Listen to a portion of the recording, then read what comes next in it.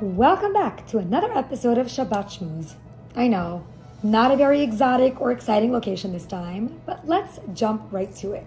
This week's parsha is parshat Matot.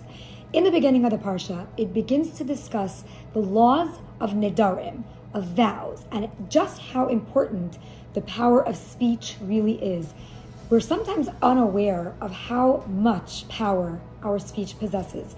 Sometimes we can use it l'tova, and chas v'shalom, sometimes we could use it not l'tova, when we speak lashon hara or when we take things for granted. Well, in learning about the laws of nedarim, we're also taught that what we can do with our mouths, what we can achieve with our speech, the most incredible gift that Hashem has given us, is really limitless.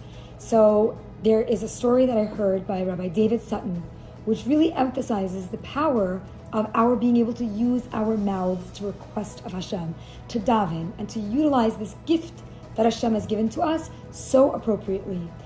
It was a time of World War II, and the parents who were in Europe knew that their children will probably be taken from them. So they would often ship off their children to England, where it was safe, and those children would go to an orphanage where they would be secure and safe, in hopes that one day they would be reunited with their parents once again. And this little boy was taken to an orphanage in England while his parents were taken in Europe. The owners and directors of the orphanage really tried to make the lives of these children much sweeter. So they would offer them treats and sweets and activities to keep them busy and to keep them happy. But this boy was very difficult to please, and he was very, very down. So one day, one of the people at the orphanage asked this little boy, "What can I do to make your life just a little bit sweeter? Just tell me what I can do to make you happier." And this boy said, "I want to meet King George." And the people at the orphanage said, "Listen, that's impossible. You're not going to be able to meet King George, but let us bring you sweets or toys that will make you happy because you're not meeting the king." And this boy was so demanding. He said, "I'm not going to be happy until I meet King George." One day, news came out that King George was going to be passing through the city, and all the children of the orphanage were brought out to watch the royal procession. And they're standing outside watching the royal king and his entire entourage go by, and this little boy sneaks out and runs underneath the barricades and runs and makes his way right to the king. And everyone's screaming and trying to grab him and stop him, and no, and the king gestures, "Don't worry, let him come through." And this little boy goes right in front of the king, and he says to the king, "King, you're able to do anything in the world, is that right?" And the king said, "Yes."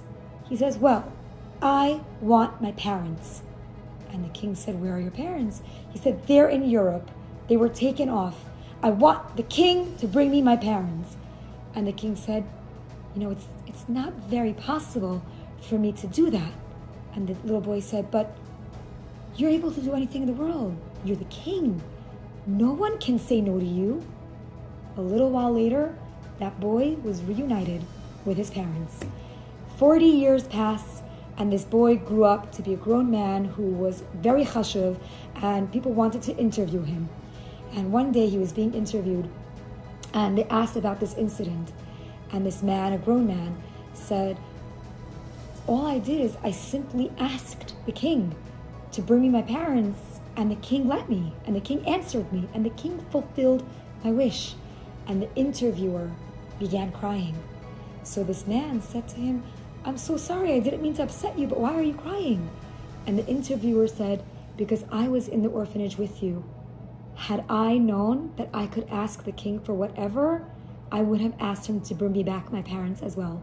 We just might merit that the king will grant us our requests. Just as it says in Tehillim, Hashem sfatai tiftach ufi yagid teilatacha. Hashem, open my mouth in order for me to sing your praise." Let us remember that this gift never, ever can be taken away from us, and we can utilize it and tap into it whenever we want. Bezrat Hashem, we should all be zochet to having all of our requests answered speedily and l'tova. Shabbat Shalom.